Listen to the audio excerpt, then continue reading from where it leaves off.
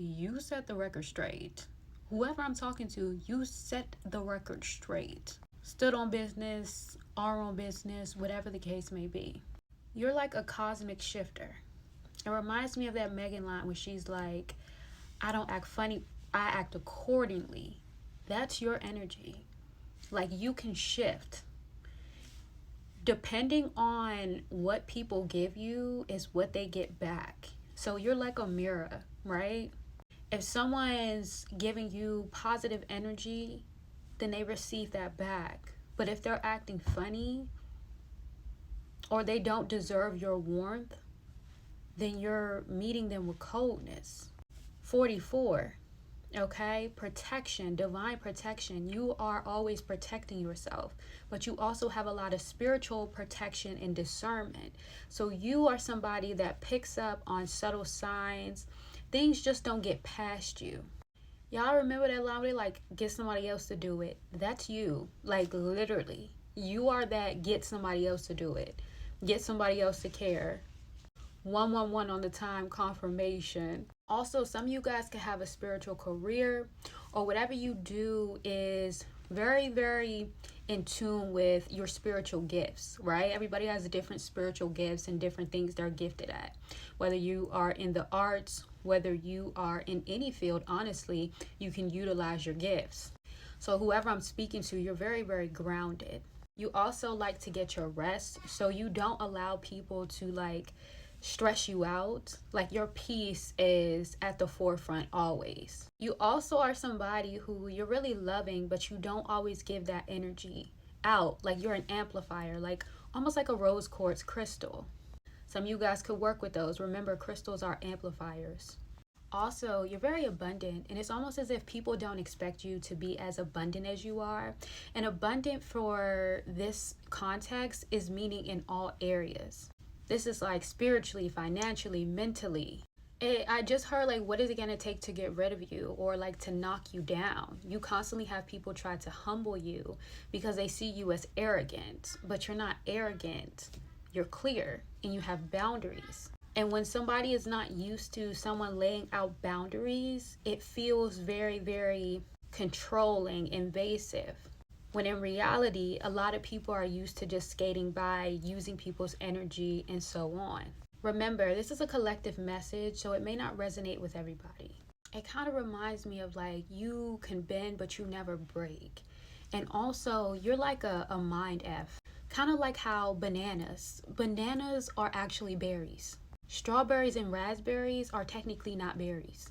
It's just you would give the energy like that, like, a banana is not a berry? What do you mean? So it's like you could look a certain way, or you have that duality about you where you look one way or people expect you to be one way, but you never stay in one area of your energy. It's like you're constantly shifting depending on what the situation calls for. Even as I'm doing this, my eyes keep going to like this introspective way. Like, you always are looking at things from an analytical standpoint. You're the type of person, you could care for people, but that doesn't stop you from evaluating what they say and who they are. Like, a lot of the times people be afraid to really like tell people about themselves, ask for what they want, do what they want to do, because they're so stuck on wanting to be liked, wanting to be received, that they don't tap into their true authentic feelings or what they need to say. And you are somebody that gives that energy. You're going to say what you need to say. But you also have like a Queen of Wands energy. This is how other people view you too. You give like positive black cat energy, right? This is why it's such a mind F, because it's like, how are you like so independent, fierce, formidable, but then you're also very positive, radiant, like the sun. This is giving the sun card in tarot as well. Like, you have a lot of legacy energy on you, and it just picture somebody like sitting on this throne. Like, you don't tilt your crown for anybody. Again, this will be somebody who radiates a secondary aura that is a golden aura. Golden auras tend to be more secondary. So depending on what your primary aura is, your secondary aura is golden for somebody. Also, with this like black cat energy. I'm getting popular loner vibes for somebody. Like you could be very well known, people like your energy, but you love your solitude. And remember, a popular loner is literally just somebody who's well known and they prefer to be alone, or they like their solitude, or they have a very small circle of people, but they're not always needing to do things with other individual. Like you can go out by yourself, you can make decisions by yourself, you can go days without talking to people. You're not that needy, you need to talk to me now type of person. You get very, very divine energy, just very, very self contained. Also, it's like somebody's spirit animal could be a panther, or a panther's trying to work with you in the spirit realm. A lot of the time, people tend to have 1 to 2 spirit animals, but if you are somebody who resonates with being like a cosmic star being or star seed, you will have more than 1 to 2, and different spirit animals will work with you during different periods of your life, your journey, etc. But you move with like that silent strength of a panther.